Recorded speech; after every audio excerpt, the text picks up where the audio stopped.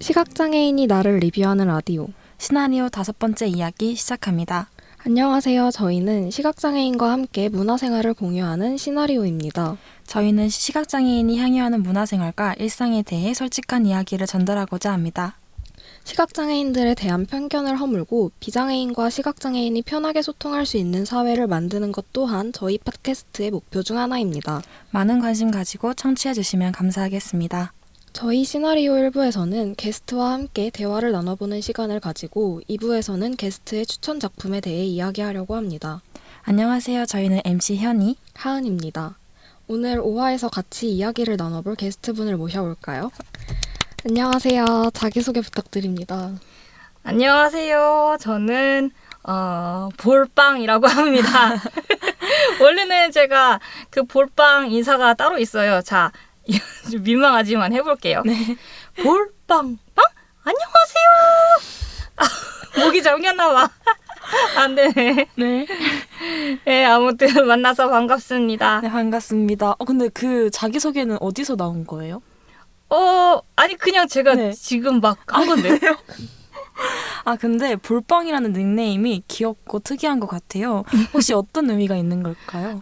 그게요. 이제 여기 청취하시는 분들은 보기 힘들겠지만 제가 볼이 좀 통통한 편입니다. 그러면 제가 이제 지금 2년 가까이 만나는 남자친구가 있는데 이분하고 만나면 제가 볼에 바람을 집어넣습니다. 그래서 집어넣어서 이 빵빵해진 채로 이제 얼굴 가까이 가져다 대면은 손가락으로 이렇게 찔러가지고 바람이 빠지게 만들거든요. 그래서 이게 이 장난이 재미있어서 처음에는 볼빵빵이라고 했다가 다른 커뮤니티에서 볼빵빵 바람 넣은 쩡이라고 닉네임을 쓰기 시작했어요. 근데 볼빵빵 바람 넣은 쩡이 9글자잖아요. 네. 그래서 어디 가서 안녕하세요 볼빵빵 바람 넣은 쩡입니다. 그러면은 누가 기억할까 싶은 거예요. 그래서 줄여서 볼빵이 됐습니다. 볼빵이라는 이름에 그런 로맨스 같은 이야기가 녹아져 있을지는 몰랐는데 혹시 남자친구분은 어떻게 만나셨나요? 그게요. 저 시각장애인계가 우리나라에 전국에 맹학교가 13개 학교가 있습니다. 그래서 그 1년에 한 몇 번 전국 맹학교 단위로 뭐 대회 같은 거를 많이 했거든요. 기능경진 대회. 그런 대회장에서 보통 친구들을 많이 사귀고는 합니다. 그래서 지금 남자친구 이름도 사실은 제가 1998년에 초등학교 3학년 때 들었어요. 그때는 저하고는 상관이 없었고 학교 선배 다른 언니랑 그 사람이랑 뭐 연애를 하고 있었다고 해요. 그래서 그렇구나 했죠.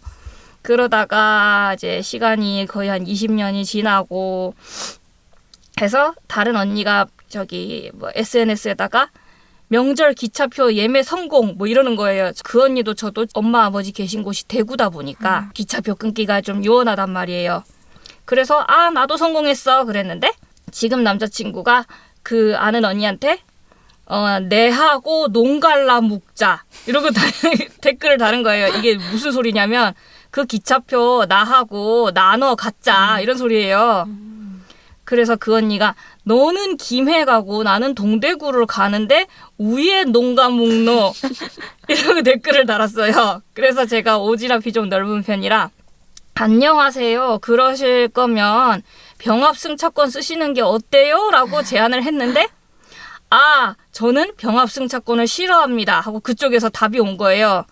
그래서 그게 다인가 보다 생각을 했는데 저한테 얼마 안 있어서 SNS 친구 추가가 들어왔고 이래저래 뭐 장난치고 얘기 나누다가 지금에 이르렀습니다. 올 6월이면은 2년이 됩니다. 그럼 2년 전에 이 일이 일어난 건 그건 아니에요. 그 농갈라 네. 목자는 지금부터 한 4년쯤 전 일입니다. 재밌네요. 저도 깜짝 놀랐어요. 저도 이제 중학교 입학하기 전에 페이스북에서 네.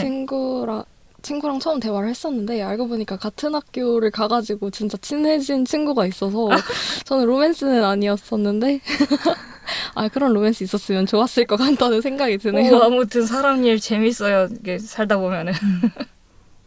그러면 혹시 직업은 어떤 일 하고 계시는지 알려주실 수 있을까요? 한국어 강사인데요. 제가 있는 곳은 Korean at Your Door. 이름이 너무 기니까 KAYD로 약자 줄여서 KD라고 하는데 여기가 시각장애인을 타겟으로 하는 사회적 기업입니다. 네.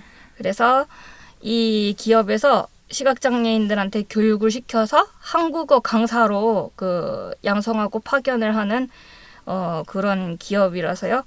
저는 이제 카카오톡이나 줌, 또 중국 사람들은 위챗이라고 이게 메신저가 있는데 집에서 그렇게 온라인으로 한국어 수업을 진행합니다. 아, 그러면 외국인 학생들을 대상으로 가르치시는 건가요? 네.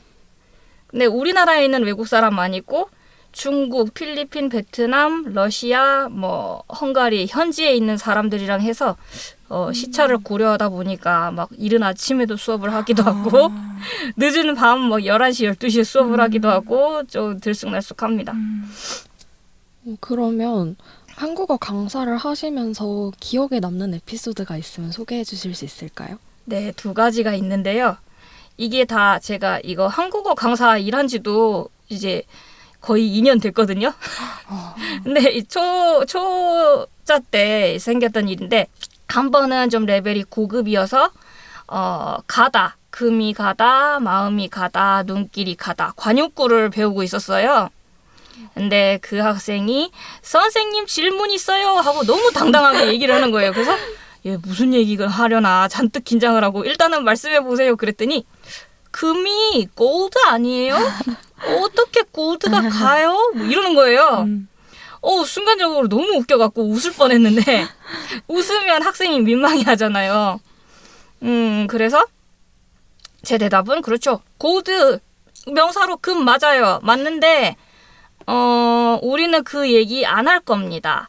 자, 이 책에서 말하는 금이 가다는 뭐가 어쩌고 균열이 생기고 관계가 멀어지는 등의 행위를 의미합니다. 라고 했어요. 한국말 어느 정도 알아듣는 친구여가지고.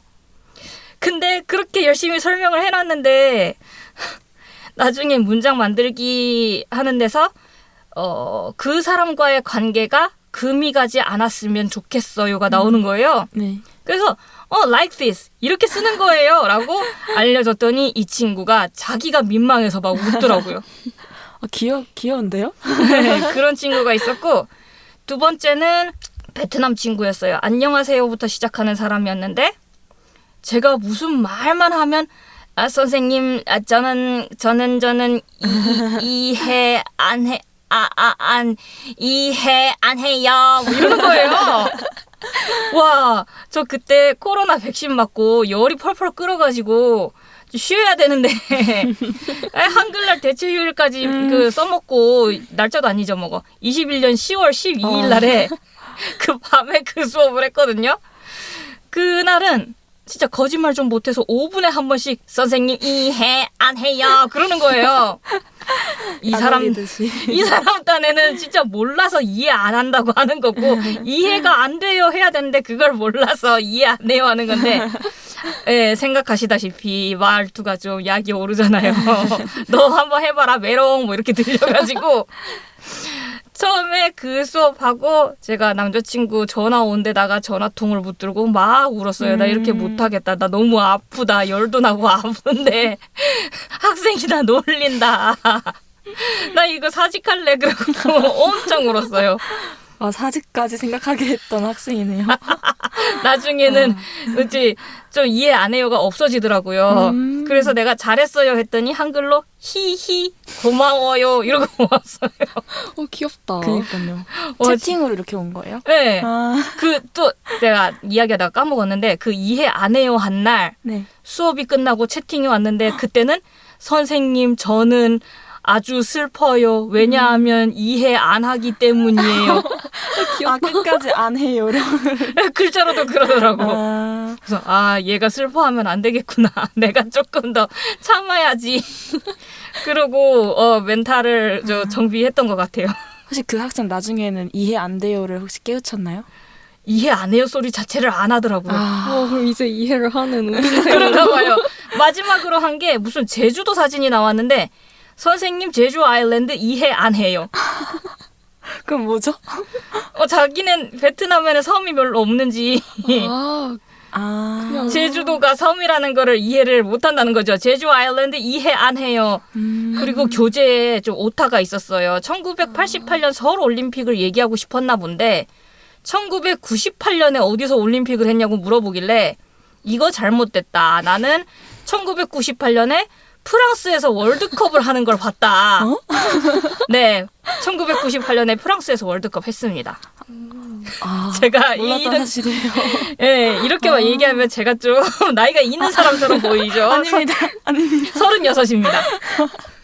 아, 와, 근데 이야기만 대충 들었는데 강사님 되게 수업도 잘 가르치시고 학생들 배려도 진짜. 잘해주시고 영어도 잘하시는 정말 좋은 한국어 선생님이신 것 같아요. 감사합니다.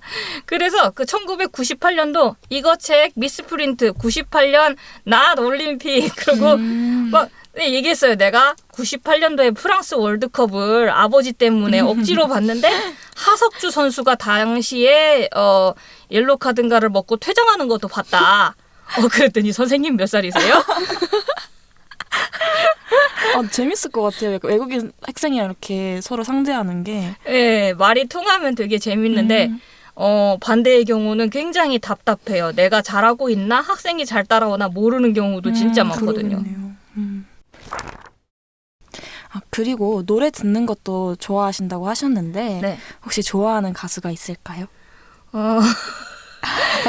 처음에는 그 세시봉 윤영주 아저씨가 이상형이었고 그 다음에는 해바라기라고 남성 듀오가 있어요. 포크송 하시는 분들인데 거기에 이주호라는 아저씨를 굉장히 좋아했고 실제로 예전 직장에서 음악회를 해서 이주호 아저씨를 멀리서 지켜본 적이 와. 있습니다.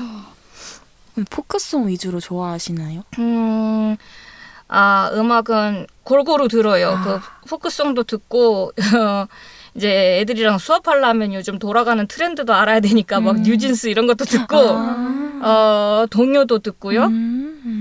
제가 동요 같은 경우는 되게 마음이 심란할 때 들으면 무념무상까지는 아니지만 좀 뭔가 잡념이 없어지는 진짜요? 네, 동요가 그런 매력이 있어요. 마음이 맑아지는 느낌. 네, 맞아요. 어떤 동요가 어떤 동요죠? 뭐가 있지? 이건 동요인지 가곡인지 사실 분간은 좀 모호한데요.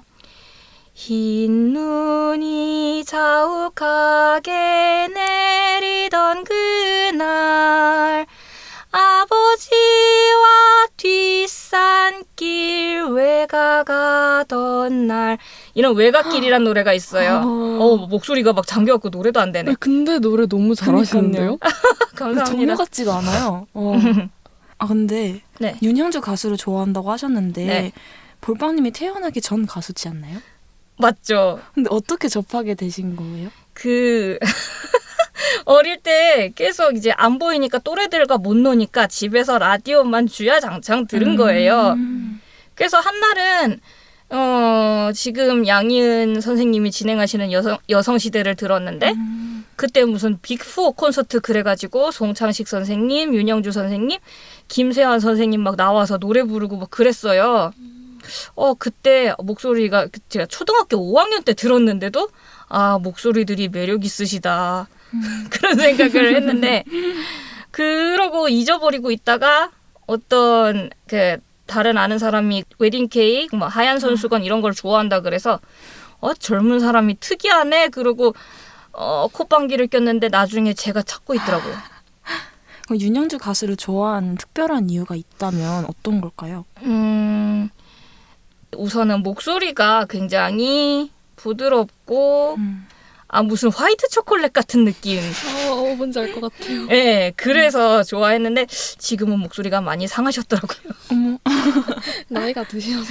네, 그리고 성대 관리를 좀 냉정하게 말하면 성대 관리를 안 하셔가지고 제가 보컬 전공자이기 때문에 듣는 귀만 까다롭습니다. 노래를 잘하시는 이유가. 그러게요. 전공하신 거예요? 그러면? 네, 보컬 전공하다가 2학년 2학기쯤에 피아노로 바꿨어요. 피아노 치는 애들 보니까 나도 합주 때 피아노를 저렇게 치면 되는구나. 그래가지고 와, 신기하네요. 다재다능하시네요. 그냥 좀 욕심이 많습니다. 아, 그러면 피아노 전공이시고 악기도 취미라고 하셨는데 네. 어떤 악기를 다루실 수 아시는지 또 어떻게 배우셨는지에 대해 말씀해 주실 수 있을까요?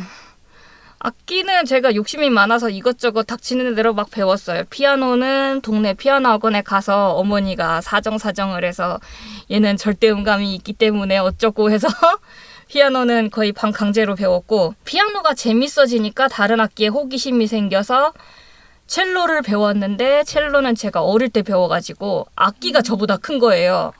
그래서 너무 힘들어서 그만뒀고, 그 다음에는 학교 음악 선생님이 특기적성으로 바이올린 해보지 않을래? 그래서 바이올린도 배웠고요. 또 본의 아니게 사물놀이를 해서 장구도 했고요. 그 다음에 엄마 친구분이 기타를 두고 가서 기타를 독학을 하다가 코드 잡는 데서 손가락이 너무 아파서 포기하고, 기타가 F 코드 잡기가 정말 힘이 듭니다. 그 F 코드도 정복을 못하고 포기를 했고요. 그 다음에 몇 년 전에 오카리나를 배웠는데 이건 또 생각보다 쑥쑥 잘 들어오는 거예요. 그래서 오카리나로 막 계속 아는 노래 다 불러보고 했더니 오카리나 강사 선생님이 호흡이 좋다고 칭찬을 해주셨어요. 그래서 최종적으로 지금 할 수 있는 악기는 피아노와 오카리나 정도 되겠습니다. 성악 전공이 여기서도 빛을 발한 게 아닌가. 저 진짜 실용음악 보컬도 했고 성악도 했었는데 목이 많이 상했어요. 감기 한번 심하게 걸리고 났더니 계속 고음에서 바람 소리 나고 그렇습니다. 또 음악만큼 영화도 자주 보시는 것 같아요. 영화나 책 이런 콘텐츠들을 시각장애인용 사이트에서 접하신다고 해주셨는데 네. 혹시 정확히 어떤 사이트인지 설명해 주실 수 있을까요? 여러 가지가 있는데요. 이 시나리오 공지를 공고한 넓은 마을도 있고요. 네. 또 여기 봉천동에 있는 복지관에서 하는 아이프리도 있고요. 또 시각장애인 화면 낭독 프로그램, 이제 컴퓨터 내용을 소리로 읽어주는 프로그램 만드는 엑스비전 테크놀로지라는 데가 있는데, 거기서 운영하는 센스월드 이런 경로로 책을 받고 음악은 좀 듣기 힘들어졌네요. 저작권 문제로. 예, 그렇습니다. 그리고 영화는 그 넓은 마을 관리하는 사이트, 한국 시각장애인 연합회라는 데서 사이버 방송센터가 있어요. 거기서 화면 해설 영화 드라마가 골고루 있어서 드라마를 보기도 하고, 또 그 아이프리 거기서 실로암 포네라는 또 어플하고 사이트가 있는데 거기도 화면 해설 영화 드라마가 골고루 있습니다. 그래서 그 폰에 없으면 사이버 방송센터에는 있고 그런 경우가 있습니다. 그럼 올라오는 영화들이나 이런 콘텐츠들이 종류가 다양한 편인가요? 네, 비교적 다양한 편입니다. 그러면 사이트 말고 네. 영화관도 자주 가시는지? 영화관을 솔직히 저는 혼자 가본 적은 잘 없어요. 안내들을 잘은 해주지만 제가 좀 겁이 많아서 보기보다는 좀 그런 경우 있고, 가끔 전에 지금 사람 말고 옛날에 한 6, 7년 전에 사귀었던 남자친구랑 건대 입구 CGV에서 똑같은 영화를 2번 본 적은 있습니다. 이제 화면 해설로 많이 올라오잖아요. 네. 그런 영화관에서도 화면 해설을 하는 걸로 알고 있는데 네. 늦게 개봉된다고 합니다. 최신작이라고 나오긴 나오는데, 이게 상영하는 지점이 CGV 구로, 그 다음에 강변, 또 종로 피카드리 1958 이랬는데 한정적이라서 영화 한 번 보러 종로까지, 강변까지 갈 엄두가 안 나요.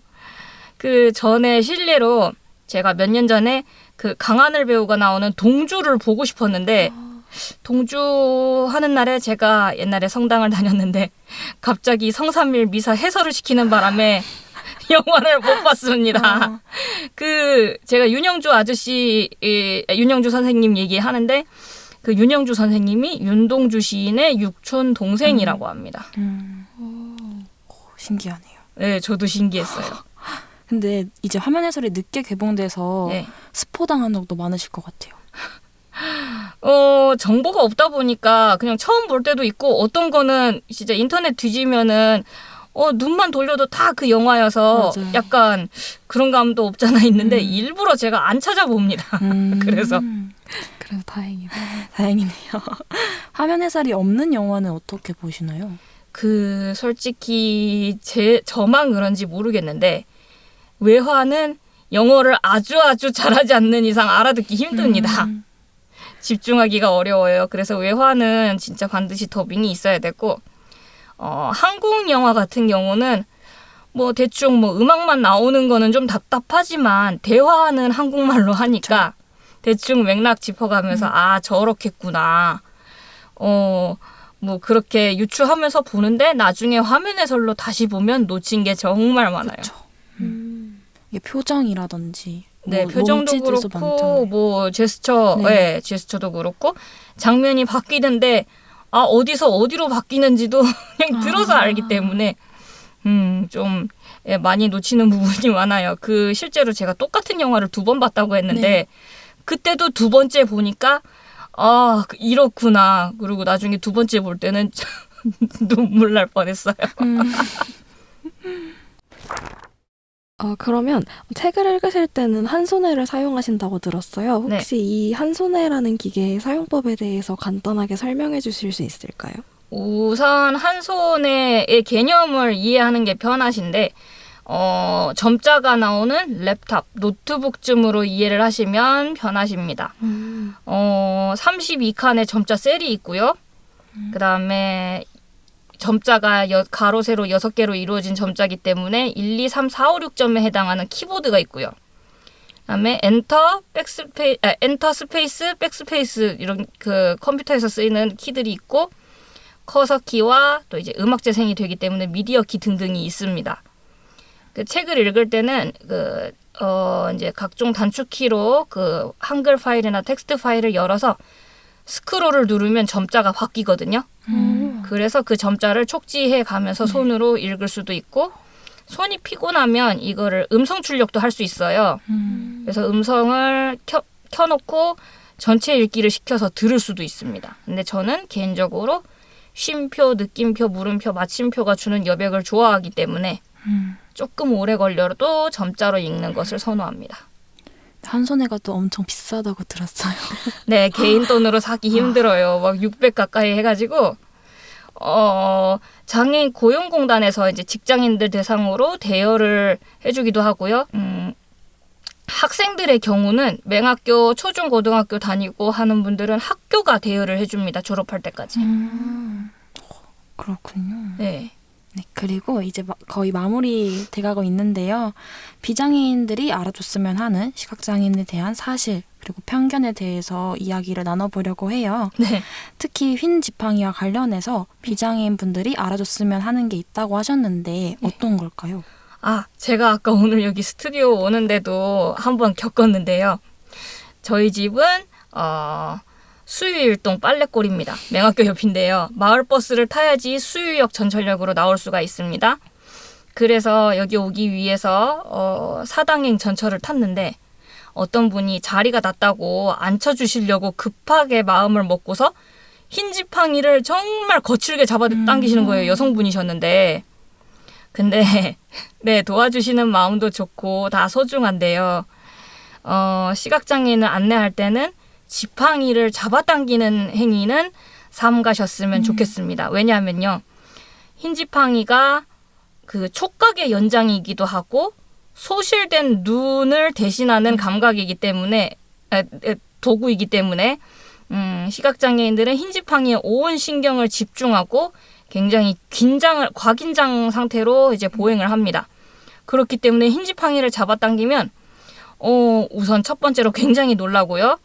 조금 심한 표현을 쓰자면 눈, 안구를 들어서 잡아 뽑는 행위와 진배가 없고요. 또 무슨 호리병, 유리병이나 동굴 같은 데로 빨려 들어가는 느낌까지 받습니다. 그럼 만약에 도움을 좀 드리고 싶으면 가장 좋은 모범 예시가 있을까요? 아까는 좀 상황이 급해서 그랬다고 하시긴 하는데 가장 이상적인 예는 도와드릴까요? 이렇게 먼저 물어봐 주시면 고맙겠고요. 또 정말 도움이 필요할 때는 저희가 먼저 아무나 보이는 사람한테 도움을 청하게 됩니다. 그럴 때 잘 도와주시면 좋을 것 같아요. 그렇죠. 네. 그러면 흰 지팡이 사용하신다고 하셨는데 네. 사용법은 어떻게 익히셨고 또 쓰는 사람과 안 쓰는 사람의 차이가 어떻게 될까요? 그러니까 보통은 이제 맹학교에서 보행 교육을 또 따로 합니다. 일주일에 2시간씩. 그래서 학교 주변에 뭐 신호등 건너는 것도 해보고, 뭐 학교 주변 이쪽 끝에서 저쪽 끝까지 왕복하는 그런 보행 훈련도 하고요. 이제 고등학교쯤 되면 대중교통 이용하는 법도 가르칩니다. 근데 요즘에는 그 기능을 시각장애인 복지관이 대신합니다. 왜냐면요. 제가 태어날 쯤에는 인큐베이터에 의한 그 선천적 시각장애인이 많았고요. 저는 참고로 암으로 실명을 했습니다. 그래서 이제 제 또래는 학교에서 보행훈련을 많이 했는데 요새는 교통사고나 당뇨, 망막 색소 변성증 등등의 질병으로 인해서 살다가 중도의 시각장애인이 되시는 분들이 많아요. 그래서 그분들은 점자나 이게 보행, 컴퓨터도 새로 배워야 하니까요. 그런 거를 복지관에서 이제 전임을 하고 그 복지관에서 배운 걸 토대로 학교에 가서 공부를 하는 그런 상황입니다. 네, 1부는 아쉽지만 이렇게 마무리하고 2부에서 더 재미있는 이야기로 다시 뵙겠습니다.